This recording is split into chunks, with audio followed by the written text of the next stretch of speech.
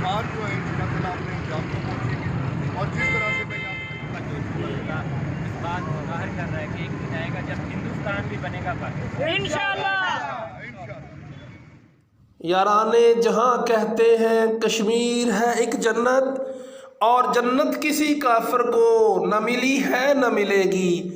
5 फरवरी यौम यकजहती कश्मीर के मौके पर मुल्क के दीगर शहरों की तरह पत्तों के ज़ेर एहतमाम कश्मीरियों से यकजहती के लिए ज़बरदस्त रैली निकाली गई।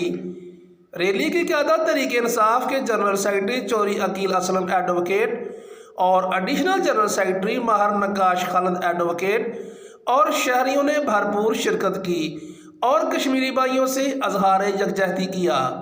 जनाब प्रेस क्लब पत्तों की सदर इम्तियाज़ अहमद चौधरी और दीगर मेंबरान और अहले इलाका की बड़ी तादाद ने शिरकत की।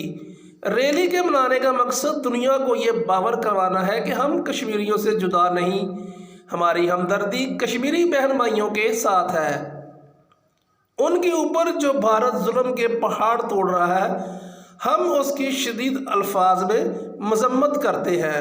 खसूसी रिपोर्ट मोहम्मद रजवान तारक, नुमाइंदा दीवान न्यूज़ HD तहसील पत्तों की।